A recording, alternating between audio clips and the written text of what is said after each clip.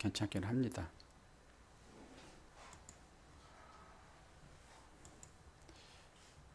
자, 오늘의 말씀의 제목을 볼까요? 처음 교회. 우리가 초대교회 그러잖아요. 초대교회, 처음 교회. 오늘은 이제 세 가지를 좀 볼 거예요.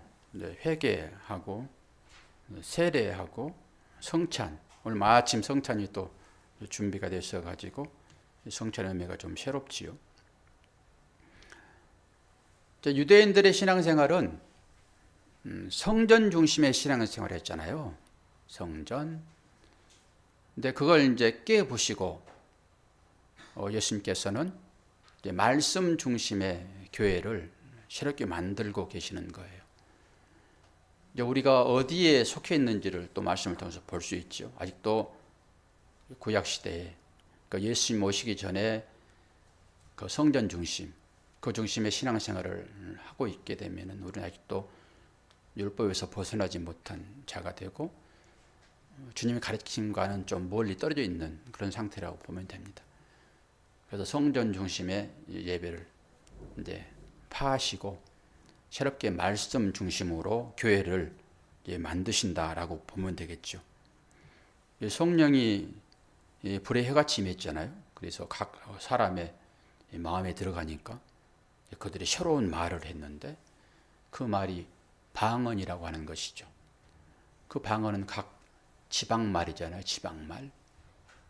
그런데 우리는 진짜 방언을 받은 사람이다. 그렇게 말씀을 드리면서 어떻게 해서 우리가 방언을 받았는가? 하나님 나라의 말을 하고 있는 사람들이 되었잖아요. 진짜 방언하는 거죠. 그러면서 그 성령이 사람을 장악하니까 이 속에서 큰 힘이 능력으로 막 나타나는 거죠. 여러분 말 잘하는 사람들을 보게 되면은 그 힘이 이 입으로 뻗쳤다고 그러잖아요. 그래서 성령을 받으니까 놀랍도록 성령이 역사하심을 통해 가지고 그 막 제자들이 막 말을 하는데요. 그 말에 힘이 생기는 거예요. 저와 여러분이 이 말에 능력이 있습니다. 그래서 이 말을 들으면은 어떤 사람은 힘과 용기를 얻고 또 어떤 사람들은 그 말 때문에 아주 힘들어지는. 근데 말은 너무너무 중요하죠. 내가 어떤 말을 하고 있는가에 따라서 사람을 살리기도 하고 사람을 죽이기도 하고 그렇단 말이에요. 그런데 베드로와 제자들이 말을 하는데 사람들이 변하기 시작합니다. 막 3,000명씩 회개가 일어나고 예전에 한번 3,000명을 죽인 적이 한 번 있어요. 그 모세가 그 렛사람 대동해가지고 우상 숭배하는 자들을 죽일 때 3,000명이 죽잖아요. 근데 그 죽었던 사람들이 이 성령의 세례를 통해 가지고 살아나고 있는 것을 봅니다.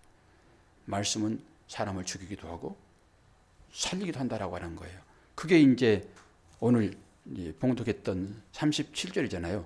뛰어들지 않으니까 성경을 찾아보시면은 37절이 뭐라고 합니까? 그들이 이 말을 듣고 마음에 찔려 베드로와 다른 사도들에게 물어 이르되 형제들아 우리가 어찌할꼬 하거늘. 이 말씀을 들으면은 두 가지로 쫙 갈라진다고 말씀을 드렸잖아요. 어찌할꼬 이 얘기는 뭐예요? 회개의 의미가 있잖아요. 그리고 한 부류는 이를 갑니다. 이를 갈면서 돌을 들잖아요. 이 두 가지로 쫙 나눠지는 거예요. 근데 여러분들의 마음 가운데 평안이 있다 하게 되면은 그건 말씀이 여러분들을 장악하고 있는 거예요. 그래서 평안이 있는 것입니다. 그렇게 생각하시면 되죠. 이 다른 구절을 한번 이제 볼 텐데요. 다른 구절이 사도행전 16장 30절하고 2장 23절, 36절을 볼 텐데요. 먼저 16장 30절. 죄를 데리고 나가 가로되 선생들아 내가 어떻게 하여야 구원을 얻으리까 하거늘. 그리고 누가복음 3장 10절 보니까 우리가 물어 가로되 그리하면 우리가 무엇을 하리이까. 이게 지금 사도 베드로나 제자들이 이 설교의 내용이잖아요. 저도 똑같죠, 지금. 하나님 말씀을 성령의 인도함을 통해 가지고 지금 여러분들에게 전하고 있잖아요. 그럼 여러분의 심령 가운데 이런 느낌들이 있어야 한단 말이에요. 우리가 어떻게 하여야 구원을 얻으리까? 우리가 무엇을 하리까? 왜 베드로가 그들을 향하여서 지금 설교를 했는지, 그들이 어떤 행위를 지금 지적을 했는지를 볼 텐데요. 그게 사도행전 2장 23절과 36절입니다. 그가 하나님의 정하신 뜻과 미리 아신 대로 내어준 바 되었거늘 너희가 법 없는 자들의 손을 빌어 못 박아 죽였으나 그런즉 이스라엘 온 집이 정녕 알지니 너희가 십자가에 못 박은 이 예수를 하나님이 주와 그리스도가 되게 하셨느니라 하니라. 이것 때문입니다.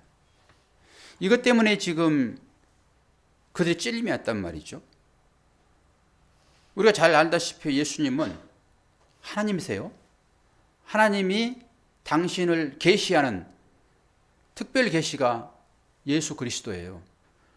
우리가 삶을 살면서 일반 계시와 특별 계시가 있는데, 일반 계시는 자연 만물을 통해서 하나님을 드러내시는 것입니다. 이 사계절이 있는 것이 바로 그런 거잖아요. 하나님의 창조물들이 어떻게 열매를 맺고 계절을 바꾸고 하는 이것은 일반 계시. 이것은 모든 사람들에게 공이 주어지는 계시예요. 다른 얘기로 일반 은총이라고 제가 말씀을 드렸습니다.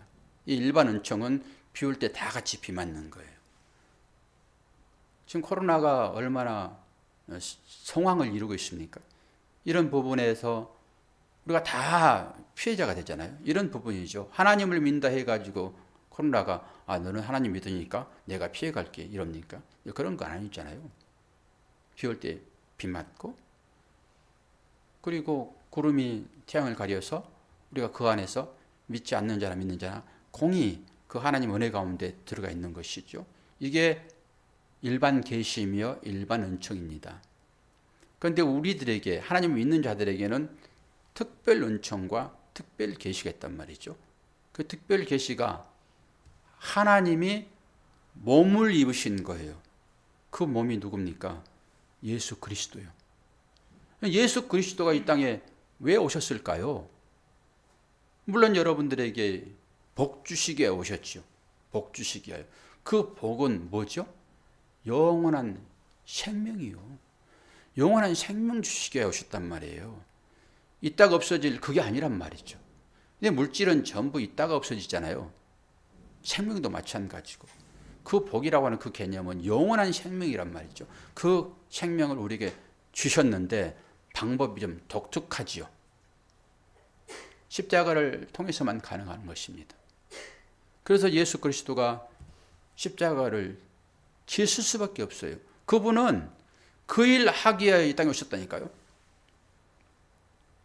그런데 뭐라고 얘기를 합니까? 그 얘기잖아요. 23절이. 그가 하나님의 정하신 뜻과 미리 아신 대로 내어준 바 되었단 말이죠. 저와 여러분의 죄 때문에 예수님은 그렇게 십자가를 지식으로 계획되었고 미리 이 일을 할 수 있도록 그 길을 걸어가도록 하나님께서 예수 그리스도를 이 땅에 육신을 입도록 하셨단 말이에요. 그런데 뒷부분이 조금 의미심장하죠. 너희가 법 없는 자들의 손을 빌어 못 박아 죽였다. 법 없는 자들은 뭐예요? 생명의 법, 진리를 알지 못하는 사람들이에요. 율법만 가지고 신앙생활하는 사람들.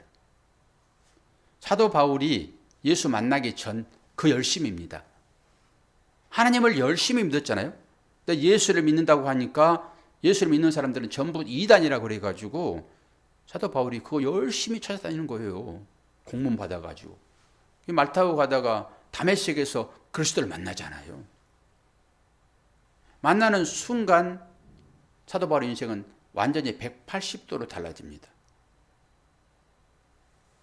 그런데 결국 예수님은 그 길을 가지만은 그들은 예수를 죽인단 말이에요. 그 가운데 가룟 유다가 들어가 있습니다.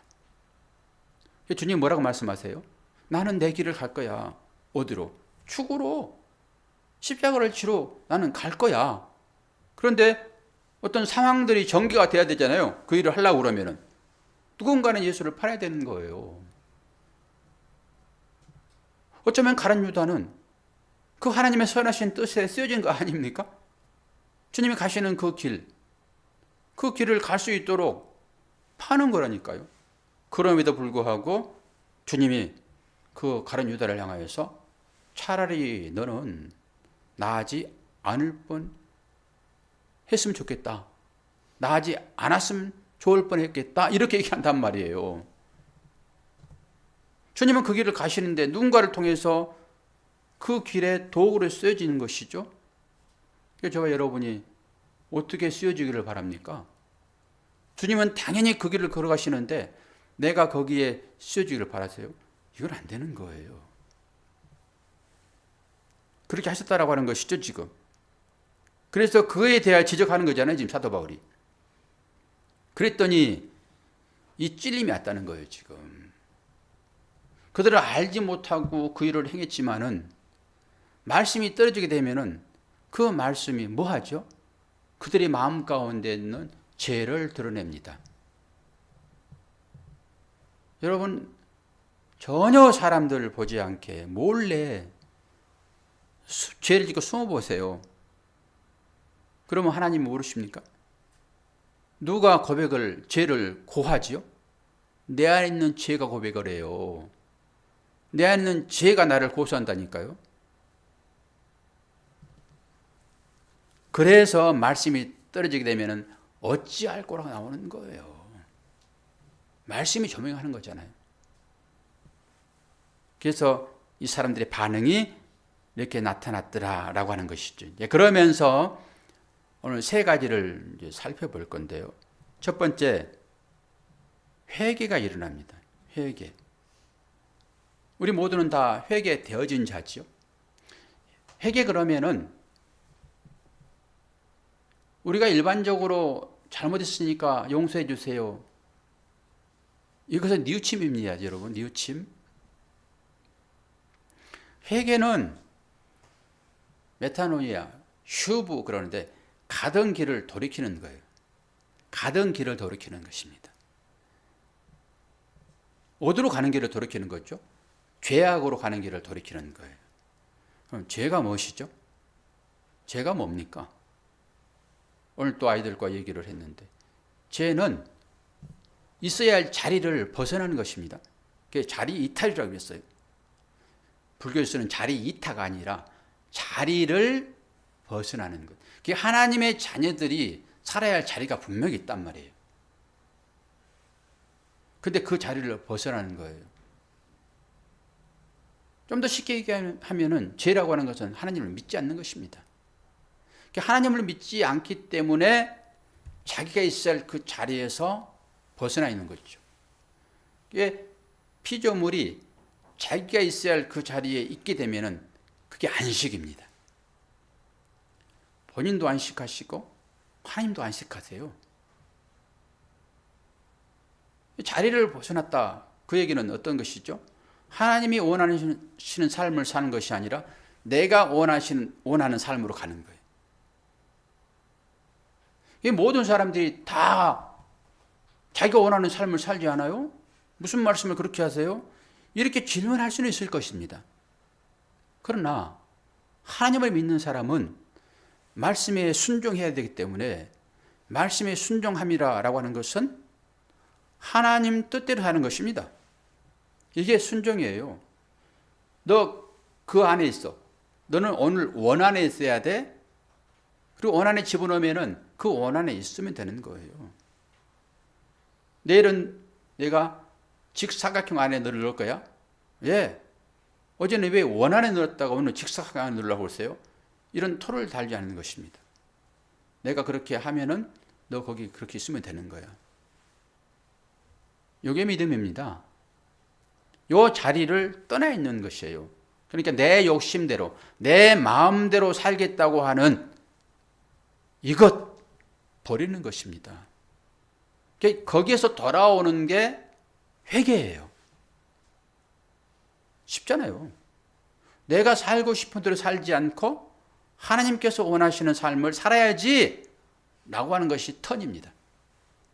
우리 모두는 거의 다 내가 살고 싶은 대로 직진하죠. 여기에서 턴하는 거예요. 생각을 바꾸는 것입니다. 이게 회개. 사도행전 26장을 봅니다. 20절. 먼저 다메섹에와 또 예루살렘에 있는 사람과 유대 온 땅과 이방인에게까지 회개하고 하나님께로 돌아가서 회개에 합당한 일을 행하라 선전함으로 유대인들이 성전에서 나를 잡아 죽이고자 하였으나 누가 하는 얘기죠? 사도 바울이 하는 얘기잖아요. 사도 바울이 하나님 열심히 믿다가 다메섹에서 예수 그리스도 만나고, 예수 그리스도를 믿기 전의 삶은 옛사람입니다. 옛사람. 옛사람을 벗어버리고 새 사람으로 입는 것이 이제 마지막에 나오는 우리가 이제 세례인데요. 그 세례의 연장성산이 성찬식이고 이런 거예요. 사도 바울이 하나님만 열심히 믿다가 예수 그리스도를 만나면서 삶이 변했잖아요. 그러면서 눈이 떠지는 것입니다. 육적인 눈을 가지고 삶을 살다가 예수를 만났더니 영적인 눈이 열려지는 거죠. 그랬더니 기존에 자기가 따랐던 그 율법의 모든 행위들이 뭘로 보인다고요? 배설물로 여겨진다고요. 배설물로. 그렇게 여겨지면 새로운 사람이 되는 거예요. 이게 회개라니까요. 우리가 그 회개 가운데 들어가려고 몸부림치는 어떤 행위가 사실 실제 삶에서도 나와야 돼요. 당연히 예수 그리스도께서 다 하시고 우리에게 그걸 전가하셨으므로 우리는 그 안에 다 들어있다. 이렇게 그냥 마음 놓아버리면 안 된다라고 하는 것입니다. 우리가 살아있으므로 그 몸부림이 있어야 되는 거죠. 그래서 사도 바울이 우리의 믿음을 얘기를 그렇게 하잖아요. 지어져 간다라고 얘기를 합니다. 그런데 이런 의미를 알지 못하기 때문에는 말씀이 계속 혼돈 가운데 있을 수밖에 없고요. 어떨 때는 율법의 행위는 그것으로 구원받을 수 없으니 그 율법의 행위를 당장 멈추시오 라고 했다가 아니요, 또 선한 일을 행해야 됩니다. 믿음과 행함은 같은 것입니다. 행함이 없는 믿음은 죽은 믿음이에요. 이런 말도 되잖아요. 여러분들 신학적 용어 하나 있는데요. 그게 이제 이미와 아직이라는 거예요. 이미와 아직. 이 두 가지를 이해하지 못하면은 성경은 계속 충돌 생깁니다. 깨달을 수가 없어요. 이미라고 하는 것은 뭐죠? 하나님은 우리들을 구원의 자리에 이르게 하셨다라고 하는 거예요. 천국 백성으로서 우리를 거기에 있게 하셨다. 이게 임입니다. 이 구원 받았다라고 하는 거예요. 아직이라는 것은 뭐죠? 지금 지어져 가고 있다 이런 것입니다. 그래서 구원을 이루라 이런 얘기도 사도 바울이 하는 거예요. 구원을 이루라. 그 과정 중에 우리가 있음을 아셔야 됩니다. 그래서 이미와 아직, 칼날이 위에 서 있는 것 같은 그런 삶이 사실 우리의 삶이에요. 이미와 아직. 그래서 계속 회개를 요구하는 거예요. 구원 받았지만은 자꾸 회개를 요구한다니까요. 사도들이. 두 번째는 뭐죠? 세례입니다. 여러분이 세례를 다 받으셨고 우리 김병수 성도님이 세례를 이제 받아야 되는데 오늘 또 안 나오셨네요. 교육 측면에서도 이런 얘기들은 꼭 드려야 되고 하는데, 세례는 뭐죠? 저는 사도 바울이 그 말 안장 위에서 세례 받았다고 봐요. 세례는 의식적으로 보게 되면은 물속에 잠기는 거잖아요. 우리는 지금 약식으로 해가지고 그 송수를 머리에다 그냥 이제 뿌리는 것으로, 이것은 뭐예요? 그 물 아래 잠겨 있다라고 하는 거잖아요. 그 물 속에 들어갔다라고 하는 것이죠. 근데 목사가 미워가지고 한 2분만 꼭 눌러버리면 바로 죽어버립니다. 옛날에는 이 침례교 같은 경우에는 이 강력상 뒤에 세례탕이 있어. 세례탕. 성도 옷 체력에 갈아입고 목사가 담고 이렇게 뒤로 넘어지거든요. 그래가지고 거기에 집어넣어요. 완전하게. 그거 안 나오면 죽는 거잖아요. 그 의미예요. 그게 사실 그게 맞는 거예요. 침례라고 그래. 침례. 침례가 맞아요. 그건 뭐지요? 옛 사람이 죽고 새 사람으로 거듭났다라고 하는 그 의미인 것이잖아요. 사도 바울이 다메섹에서 예수의 음성을 들을 때 눈이 멉니다. 그 얘기는 그동안 내가 믿고 따랐던 그것이 닫히고, 아나니아가 다시 기도할 때 눈이 열렸다라고 하는 것은 그 육신 옛사람, 그 육신을 옛사람이라고 보시면 돼요. 그 육신의 눈이 감겨지고 영적인 눈이 띄어지는 거예요. 그럼 이걸 우리의 삶으로 한번 대입을 해봐요. 여러분이 나는 하나님의 그 음성을 듣는다든지 내지는 하나님의 신비한 그런 경험을 좀 하고 싶어요. 그 신비한 경험이 있을 때만 그게 말씀으로 임하든지 환경으로 임하든지 그것이 깨달아진 상태거든요. 깨달아진 상태예요. 그걸 여러분이 깨달으려고 하게 되면은 여러분들이 추구하는 이 육신의 눈을 감아야 됩니다. 그러면 성령께서 눈을 뜨게 하셔서 이 영적인 것들을 보게 하세요. 그러지 않고 이 육신의 눈이 감기지 않는 이상은 절대 영적인 것을 못 봅니다. 나는 눈 뜨고서도 하나님의 그 진리 인식을 다 할 수 있어요. 그럴 수 있으나 여러분 육의 눈을 가지고는 그걸 못 본다니까요. 여러분들한테 그거에 보였다라고 하는 것은 뭐예요? 여러분들의 육의 눈이 감겨 있다라고 보시면 돼요. 이거 좀 신비스러운 거예요. 세례가 그런 것이다라고 보면 돼요.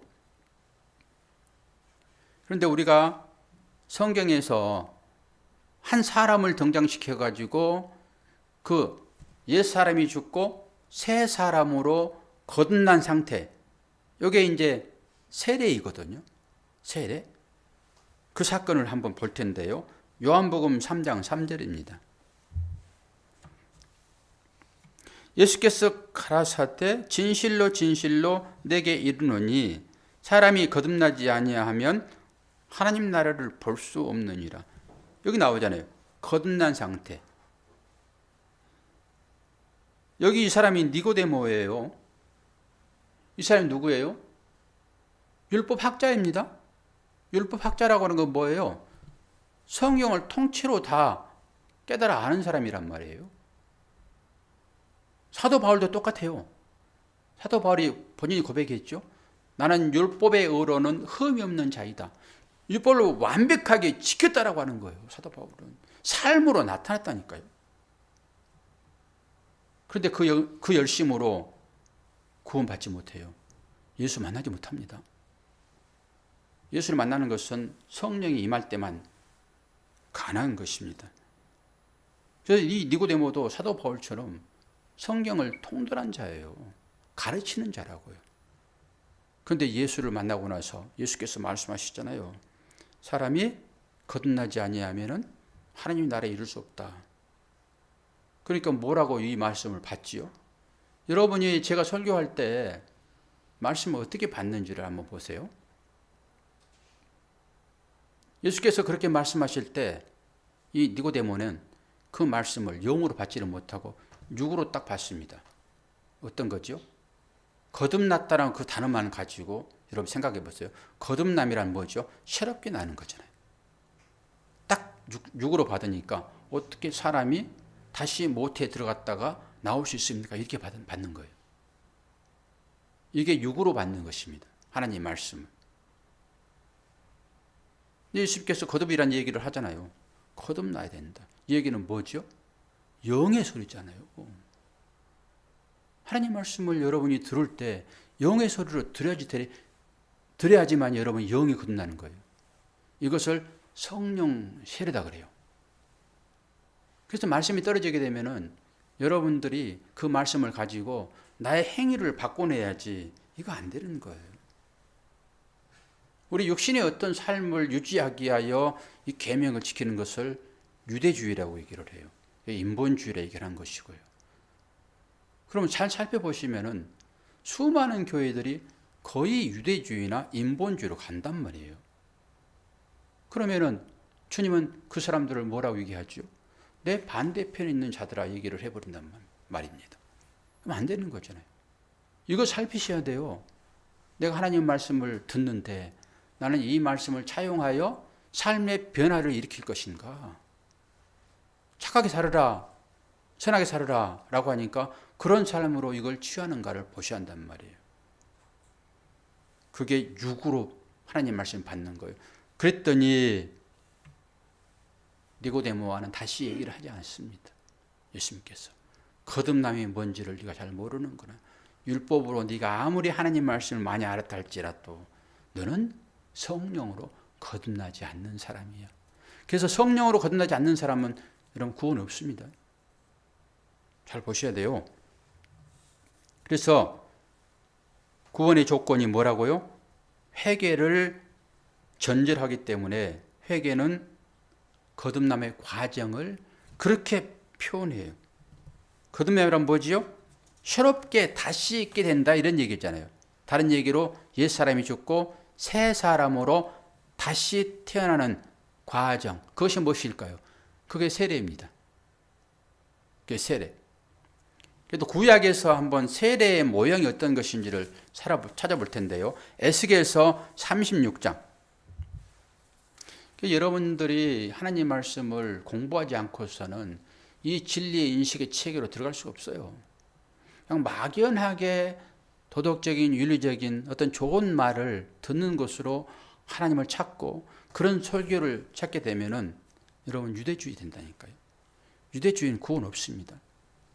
그러니까 보이는 것만 가지고 믿게 되면 이게 유대주의예요. 그 보이는 걸 통해서 보이지 않는 하나님의 마음을 아셔야 돼요. 이게 영적인 개념이죠. 구약에 나와 있어요. 구약에 에스겔서 36장 25절 28절 봅니다.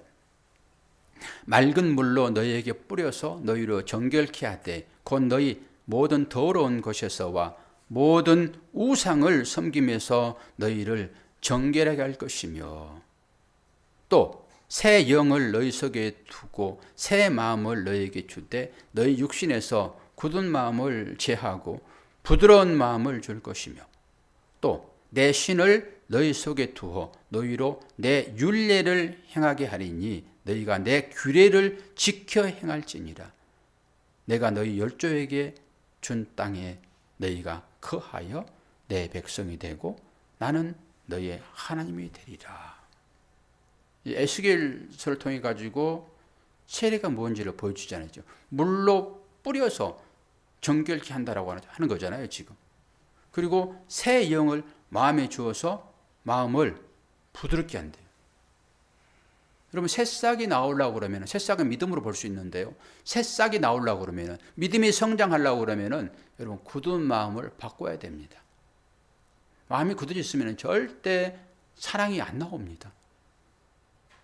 하나님은 사랑이잖아요. 여러분이 하나님을 믿는다 하게 되면 사랑이 나와야 되죠. 왜 안 나옵니까? 굳어져서 그래요. 자기의 가치관으로 딱 정해놓고 신앙생활을 그렇게 해버리는 거예요. 내가 만들어 놓는 하나님, 그 하나님, 내가 만들어 놓은 그 틀 속에 집어넣는 거예요. 하나님의 초월적인 것도 믿지 않고요. 내 개념대로 하나님을 믿습니다. 이게 굳은 마음이에요. 그래서 그 마음을 깨뜨리는 게 성령의 역사예요. 불같은 성령. 이게 부드러운 마음이라고 얘기를 합니다. 뭐라 합니까? 생기가 부어진다고 합니다. 생기. 제가 여러분들에게 지금 이 말씀을 전하고 있잖아요. 이것은 에스겔서를 통해서 보게 되면 이건 생기가 부어지고 있습니다. 생기. 이게 에스겔서 37장이 그대로 나와 있는데요. 다시 한번 볼까요? 5절에서 7절.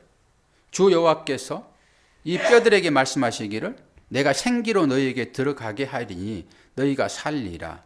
너희 위에 힘줄을 두고 살을 입히고 가죽을 덮고 너희 속에 생기를 두리니 너희가 살리라. 또 나를 여호와인 줄 알리라 하셨다 하라. 이에 내가 명을 쫓아 대언하니 대언할 때 소리가 나고 움직이더니 이 뼈 저 뼈가 들어맞아서 뼈들이 서로 연락하더라. 지금 죽은 시체들 아닙니까? 죽은 시체들에게 생기가 지금 부어지고 있습니다. 공동묘지에 하나님 말씀이 떨어지고 있다니까요.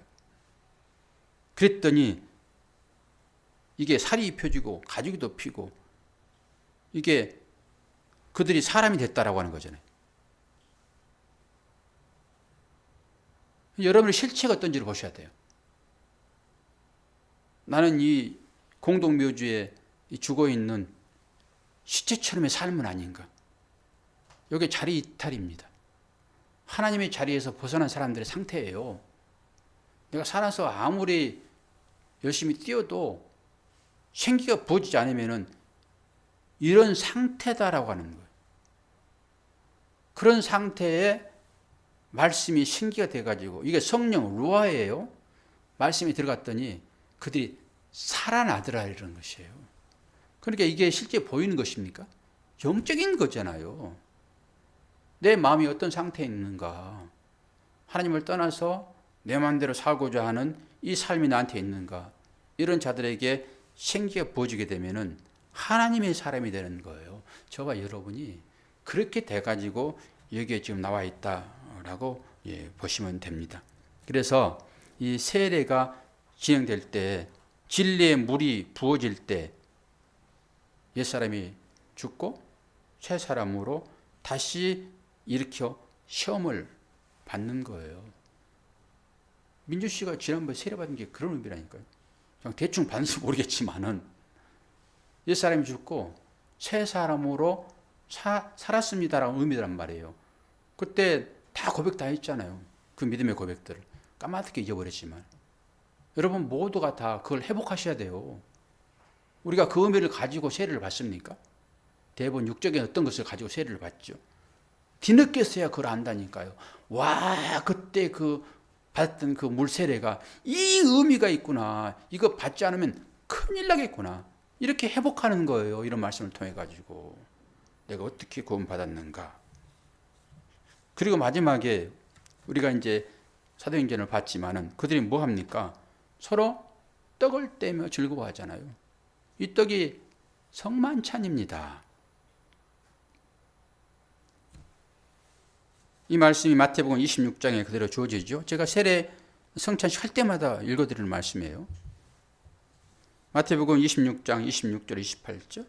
저희가 먹을 때에 예수께서 떡을 가사 축복하시고 떼어 제자들에게 주시며 가라사대 받아 먹으라 이것이 내 몸이라 하시고 또 잔을 가지사 살아야 하시고 저에게 주시며 가라사대 너희가 다 이것을 마시라 이것은 제 사함을 얻게 하려고 많은 사람을 위하여 흘리는 바 나의 피 곧 언약의 피니라.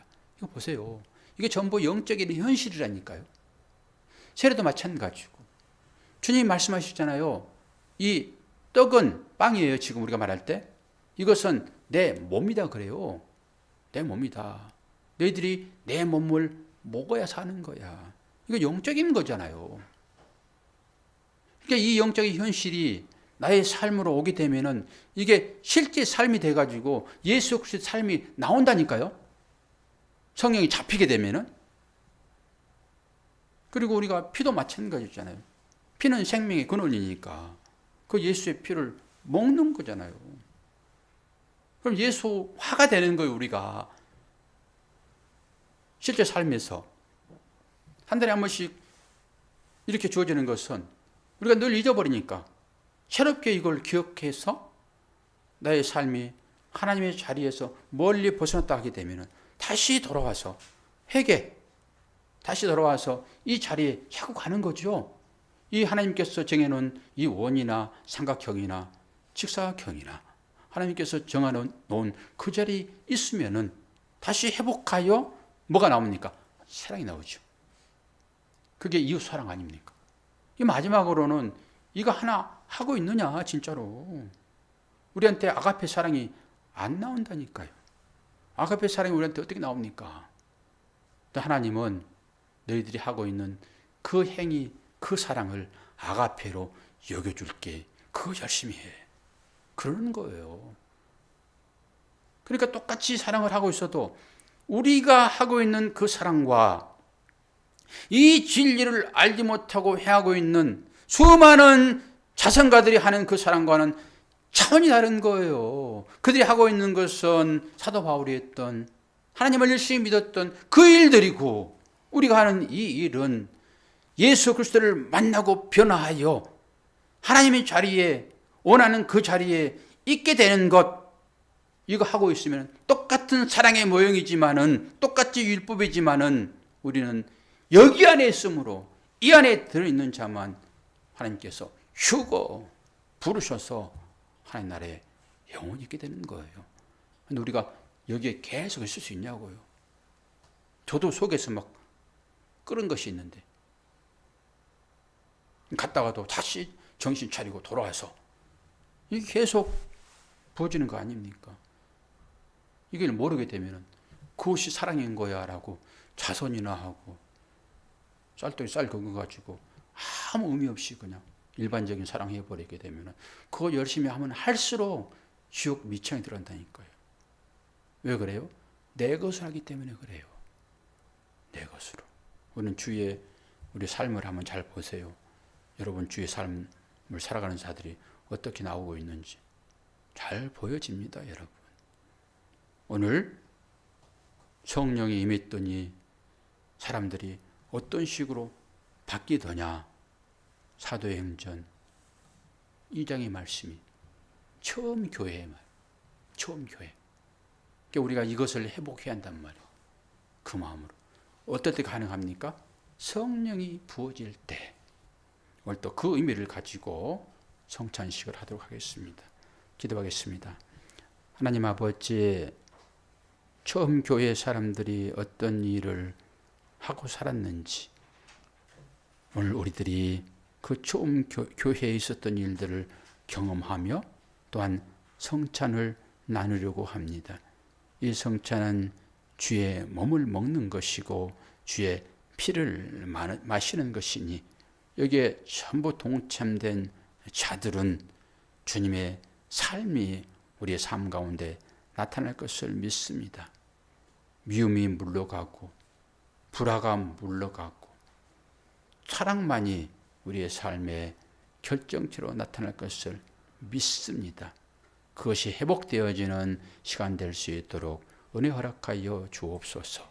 예수 그리스도의 이름으로 기도하옵나이다. 아멘. 청차시 먼저 할게요. 오늘은 좀 빨리 마치도록.